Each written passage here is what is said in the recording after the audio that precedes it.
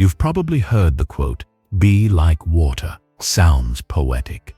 Calm, a little cliché. But here's what nobody tells you. That line came from a man who walked into real sword fights, knowing a single mistake meant his throat, not his feelings. Miyamoto Musashi wasn't writing Instagram captions. He was writing instructions for people who expected not to come home. In the second book of his 5 Rings, the Book of Water, he says, your mind, your body, your strategy should move like water. No fixed shape, no rigid plan, no ego glued to "this is just how I am." Water fills any container. It slips through cracks. It can be soft enough to drink and violent enough to tear down a mountain. Now look at your life. You're in a job that's changing faster than your skills. You're in a relationship where one argument freezes the whole week. You're scrolling through chaos every morning before you've even taken a breath. Most people respond by getting tighter, more rigid, more defensive. They cling to routines, labels, opinions, even when reality has already moved on. And then they wonder why everything feels like it's breaking. Musashi would say the problem isn't the world. It's that you're walking into a flood made of data, emotions, pressure, with the mindset of a brick. In this video, we're going to take Musashi's Book of Water and plug it straight into modern life. Business, decisions, emotions, even how you handle failure, so that instead of snapping under pressure, you start flowing through it. Chapter 1. Formlessness. The strategy that never breaks. Most people think being flexible means they're easygoing or open-minded. Musashi meant something much colder and more strategic. When he talks about water having no shape, he's not saying go with the flow, bro. He's saying stop marrying your identity to one way of doing things. Think about how most people live. They pick one career track at 22 and cling to it, even when the market has clearly moved on. They pick one way of arguing in relationships. Silent treatment, emotional explosions, sarcasm, and repeat it for 10 years. Even though it never actually solves anything, they pick one productivity system, one gym routine, one way of thinking, and then complain that everything feels stuck. That's a brick mindset. Solid, impressive, and completely useless once the container changes. Water doesn't negotiate with the cup. The cup changes. Water adapts instantly. New shape, same substance. In business, the people who win aren't always the smartest. They're the ones who can kill their own plan when reality contradicts it. The founder who realizes, this product isn't working, but my audience is telling me what they actually want, and pivots quickly. That's water. The rigid founder says, but this was my idea, and rides a sinking ship all the way down. In your career, it might mean dropping the idea that you're just an employee and learning skills that turn you into your own asset. Writing, speaking, coding, sales, leadership. If your entire identity is wrapped in one job title, one company, one degree, you're not a person, you're a container waiting to be replaced. Even in small daily situations, formlessness matters. You planned a perfectly productive day, then your boss drops an urgent task on you. Do you freeze, complain, and mentally check out? Or do you calmly restack your priorities and move like nothing broke? You expected a calm conversation, but your partner shows up angry and emotional. Do you match their volume or shift your approach, change your tone, and guide the situation instead of reacting to it? Musashi's point is simple. If your strategy only works when life behaves, it isn't a strategy. It's a fantasy. Being like water doesn't mean you never commit. It means you commit to outcomes, not to one specific path. You're willing to change your angle, your methods, even your ego, as long as the direction is right. But there's a catch. You can't adapt like water if your mind is shaking like a glass in an earthquake. Changing shape on the outside is worthless if on the inside you're anxious, tense, and panicking every time something moves. That's why Musashi didn't stop at formlessness. His next move is brutal and beautiful at the same time. He tells you that your calm, your inner stillness, is not a personality trait. It's a weapon. Chapter 2. Calm is a weapon. Musashi's secret mental state. Musashi writes that your bearing in battle should not be different from your bearing in daily life. Determined though calm. That sounds nice on paper, but imagine what that actually meant for him. No notifications, no therapist, no safety net, just steel, distance, and a man in front of you who wanted you gone. And he says your mind, in that moment, should feel like your mind walking down the street. Most people live the exact opposite. They look calm when nothing is happening. Then the moment something goes wrong, an unexpected bill, a cold text, a public mistake, their inner world turns into white noise, heart racing, breath shallow, thoughts sprinting in circles. When your nervous system panics, your brain starts locking onto the worst possible moves. You say the thing you didn't mean. You send the text you regret. You quit too early or double down on something that's clearly failing. Not because you're stupid, but because you're shaken. Musashi understood this centuries before we had words like fight or flight or amygdala hijack. He knew the person who can stay composed under pressure has an unfair advantage over everyone who can't. Look at modern life. Two traders watch the same market crash. One spirals, panic sells, and locks in loss. The other breathes, zooms out, and makes a calm decision based on the full picture. Two people get criticized online.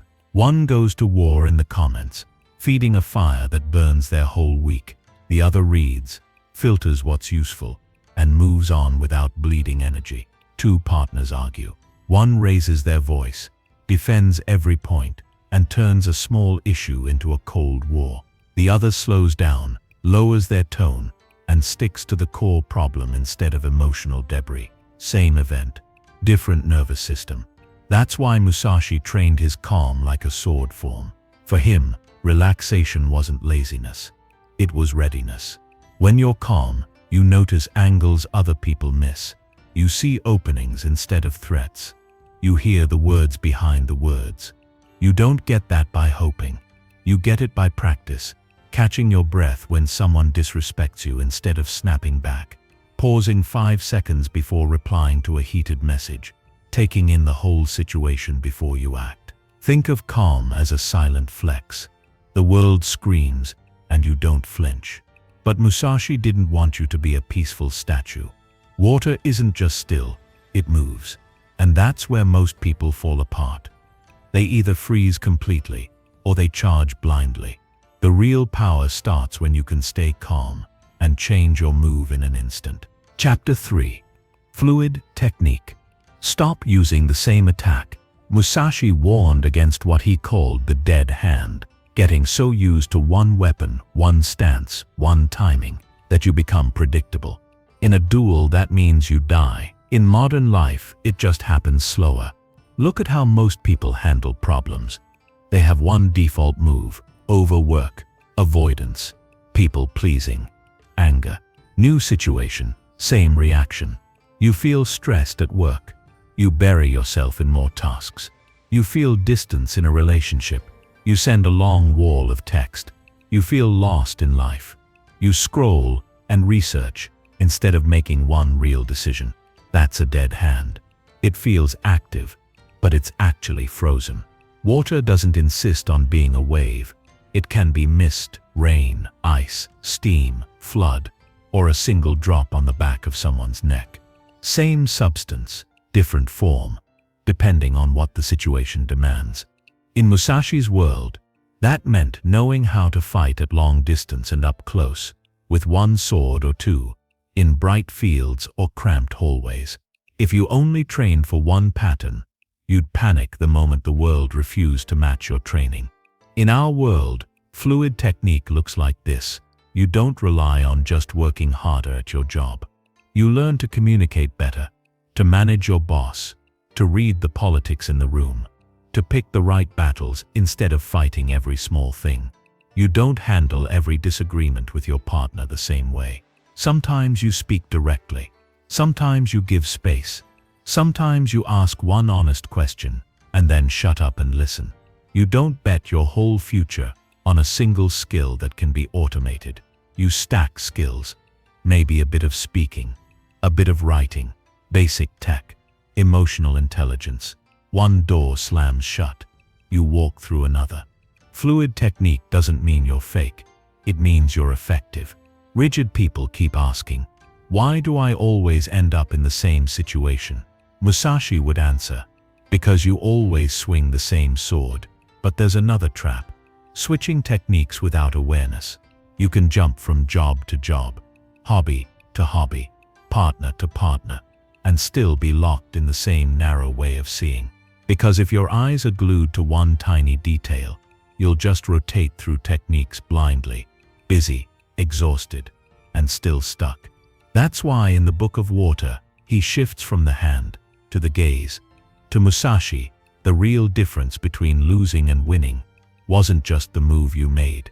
It was how wide you were willing to see. Chapter 4. Broad vision. Perception is strong, sight is weak. Musashi says, perception is strong and sight is weak. That sounds cryptic until you realize he's calling out one of the biggest weaknesses in human behavior. We zoom in on the wrong thing. Sight is narrow. It locks onto one detail. Perception is wide. It takes in the whole field. In a duel, staring at the tip of the opponent's sword is the fastest way to lose. You flinch at every twitch. You overreact to feints. You miss the shift in their shoulders, the angle of their feet, the energy in their stance. Musashi trained himself to look through the opponent, to see the entire body, the space, the timing, all at once. We do the exact opposite in daily life. Your boss makes one annoyed comment, and you obsess over that for a week, instead of noticing they're under pressure from their own manager and the whole team energy is off. One person leaves your message on read, and suddenly your entire sense of worth shrinks down to that tiny gray scene checkmark. A post doesn't perform well, and you decide you're not talented, instead of looking at the bigger pattern, time of day, title, thumbnail, audience mood. That's weak sight. Strong perception would ask, what's the context? What pattern is this a small piece of? What am I not seeing because I'm emotional about this one detail? Think of investors who get wiped out because they stare at minute-to-minute price swings and ignore the larger trend. Or people in relationships who fixate on one sentence from an argument and forget the last 6 months of behavior that actually tell the real story. Narrow sight makes you reactive. Broad perception makes you strategic. Practically, this means training yourself to zoom out on command. When something triggers you, don't just ask, what did they say? Ask, where is this coming from? What's the bigger system I'm in?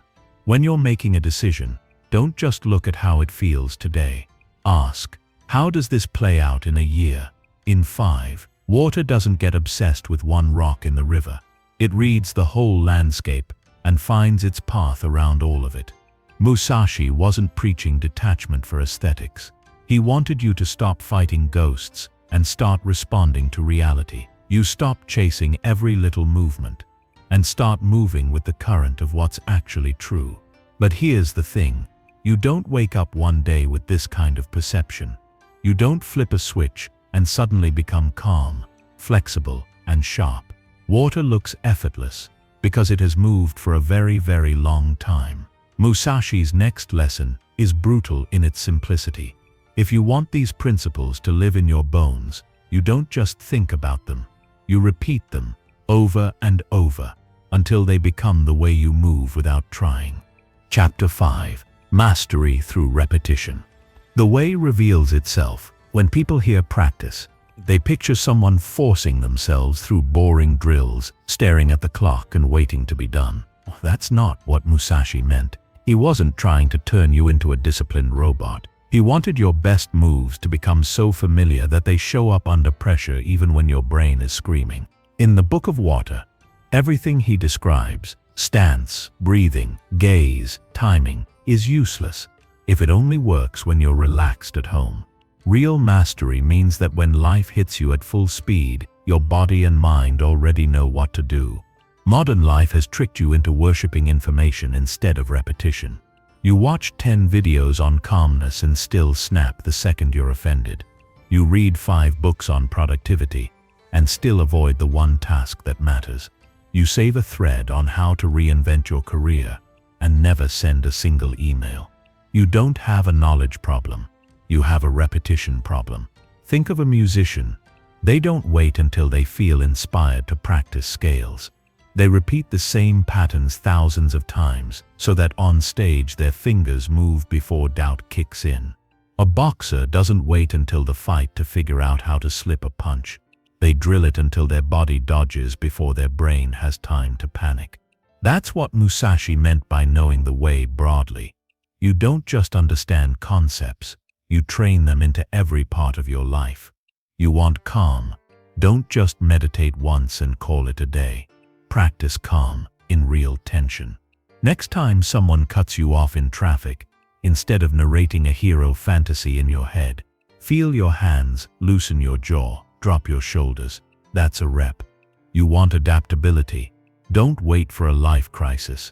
Take small opportunities to switch it up. Work from a different environment. Try a new gym routine. Say yes to a project slightly outside your comfort zone. Each time you survive breaking your pattern, your identity gets less brittle. You want broad perception. Build it. When something bothers you, force yourself to list 3 possible reasons behind it that aren't about you. Even if you're wrong, you're stretching your field of view. Another rep. Repetition turns ideas into reflexes. This is where most people quit, because it doesn't feel glamorous. It's slow. It's invisible. Nobody claps because you stayed calm in a situation where you used to explode. Nobody gives you a medal because you didn't doom scroll after a bad day and went for a walk instead. But Musashi understood something we keep forgetting. The boring reps are what make you dangerous later. You stop being the person who needs the perfect conditions to function. You become the person who can operate anywhere, with anyone, under any pressure, because your fundamentals are no longer fragile concepts. They're habits carved into your nervous system. And once that happens, something else becomes possible. Something Musashi hinted at but modern life makes incredibly difficult. You can finally loosen your grip on being just one kind of person. Because if your skills, your calm, your perception are trained, you no longer have to cling to your old identity to feel safe. Chapter 6. Flexibility in identity. Stop being one version of yourself. One of the most dangerous lies modern life sells you is this: you are this kind of person. You're the creative one, or the logical one, the shy one, the non-athletic one, the overthinker.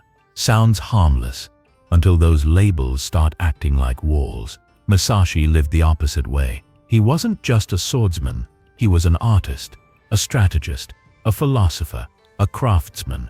He studied everything from landscape painting to Zen, not because he was bored, but because he understood the more forms you can take, the harder you are to corner.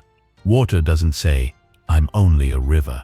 It's willing to be rain, fog, ice, hail, ocean, tear, or steam from a cup of tea. Same essence, different presentation. Look at how locked in people are today. Someone spends 10 years in one career and would rather be miserable than admit it no longer fits them. Someone decides at 16 they're bad at speaking and carries that story into their 40s, ducking every chance to present, pitch, or lead. Someone builds an identity around being the strong one, so they never ask for help, even when they're crumbling inside. That's not strength, that's fear, dressed as consistency. Identity is useful when it reminds you of your standards. It becomes a prison when it stops you from changing your form.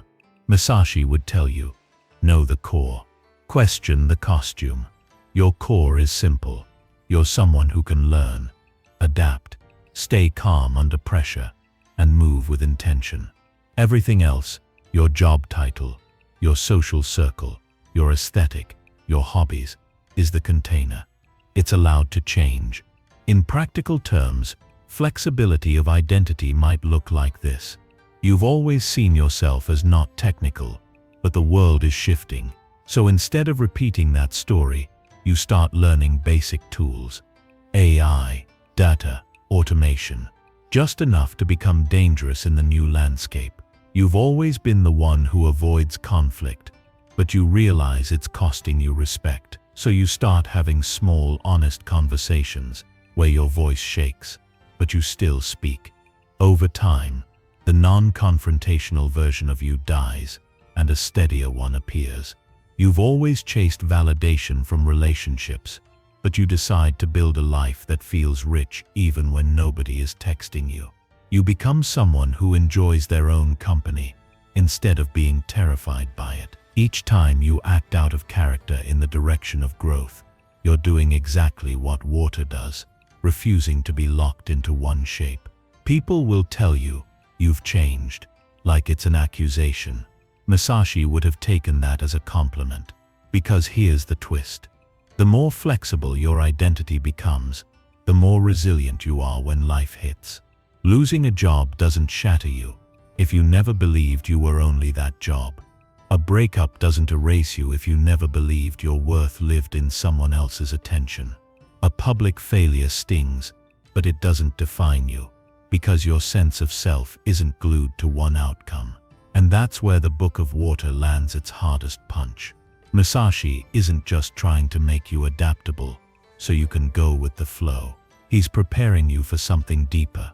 A world that will keep throwing shocks, losses, plot twists and pressure at you, and a version of you that doesn't crack when it does. Chapter 7. Resilience. Water bends. Humans break. Life used to change in seasons. Now it changes in notifications. One policy update and your role at work shifts. One viral story and the industry you're in looks different overnight. One message and the relationship you thought was stable starts wobbling. If you meet that kind of world with a rigid frame, you don't just feel stressed, you feel personally attacked by reality itself. Every change feels like an insult. Every setback feels like proof that you're not enough. Hard things break. That's physics. Water bends. When a river hits a rock, it doesn't hold a meeting about how unfair the rock is. It doesn't write a paragraph about how it deserved better. It adjusts. It slides around, splits, slows down, speeds up, whatever it has to do to keep moving forward. Resilience isn't pretending things don't hurt. It's refusing to let them define your direction. Look at two people who both get laid off. One makes it their whole identity. I was betrayed. I'm done trying. They replay the story 1,000 times, telling everyone who will listen. Months pass. Nothing moves. The other lets it sting, takes a breath, and then asks brutal, useful questions. What skills do I actually have? What does the market reward now? Who do I know that I've been too afraid to reach out to? Same event, different level of fluidity. Or take a breakup. One person collapses into, no one will ever want me again, and drags that story into every future connection. Another cries, grieves, and then starts examining the patterns, their part in it, and what standards they want next time. Water doesn't blame the mountain for being there. It finds a way through. This doesn't mean you become some numb robot who never reacts. Musashi wasn't teaching you to be cold. He was teaching you to be unbreakable where it counts. Resilience is built in small, unspectacular moments. The day you feel like disappearing, but still show up for your responsibilities. The morning everything in you wants to stay in bed, and you get up and move your body anyway. The conversation you're afraid of having, that you have calmly, instead of postponing for another month. Every time you bend instead of shatter, you quietly rewire what you believe about yourself. You stop thinking, if this goes wrong, I'm finished, and start thinking, if this goes wrong, I'll adjust. That shift alone changes how bold you're willing to be. Because here's the hidden gift in all of this. Once you trust your ability to adapt, you're no longer terrified of losing. You can take risks without needing a guarantee. You can say what you really think without rehearsing every consequence. You can walk away from bad deals, bad jobs, bad relationships, because you know you can rebuild. That's what Musashi was pointing at, under all the sword talk. Be like water is not about being soft. It's about being so relentlessly adaptable that the world can't pin you to any single failure. But none of this matters if it just stays as a nice idea in your head. At some point, you have to make a decision: keep living as a rigid brick in a world of floods, or consciously start moving like the thing that never loses its shape, no matter how many times the container changes. Final chapter: be water or be broken. Here's the part people miss when they quote Musashi. Being like water isn't about having a cool metaphor to post under a picture of the ocean. It's about making a very unromantic, very practical choice about how you're going to move through the next decade of your life. You can keep living like a fixed object, one opinion, one routine, one identity, one reaction to everything. Or you can start living like something that refuses to be trapped by any of those. Water doesn't argue about what it deserves. It doesn't write essays about how unfair the cliff is. It simply asks, where can I move now? So take Musashi's Book of Water and strip it down into something you can actually use: formlessness. Stop defending every pattern you've outgrown. If a habit, belief, or plan clearly isn't working, let it go. Even if you've been carrying it for years. Calm. Train your nervous system. One deep breath before you answer. One pause before you send. One moment to feel your feet on the ground before you react. Tiny reps every day. Fluid technique. Add one new tool. Learn one skill that makes you more adaptable. Try one different way of handling stress than your usual default. Broad perception. Whenever something hits you, force yourself to zoom out. What else is happening here? What's the larger pattern? Repetition. Pick one principle and run it through your week until it feels normal, not heroic. You don't have to rebuild your entire life overnight. Water doesn't change the landscape in a day. It carves it quietly over time. But it does keep moving. The next crisis in your life is already on its way. The next difficult conversation. The next unexpected change. The next moment that doesn't care how prepared you thought you were. The question is not whether it's coming. The question is, what shape will you be in when it arrives? You can meet it as a rigid version of yourself that only works under ideal conditions, or as something that can stay steady, shift form, and find a path forward no matter how ugly the terrain looks. Musashi wrote for warriors who could lose everything in a single encounter. You might not be holding a sword, but you're still walking through a world of sharp edges, economic, emotional, social. In that kind of world, you don't need to be the loudest, the toughest, or the most impressive person in the room. You just need to be the one thing that always eventually finds a way through. Not stone, not steel. Water, my friend.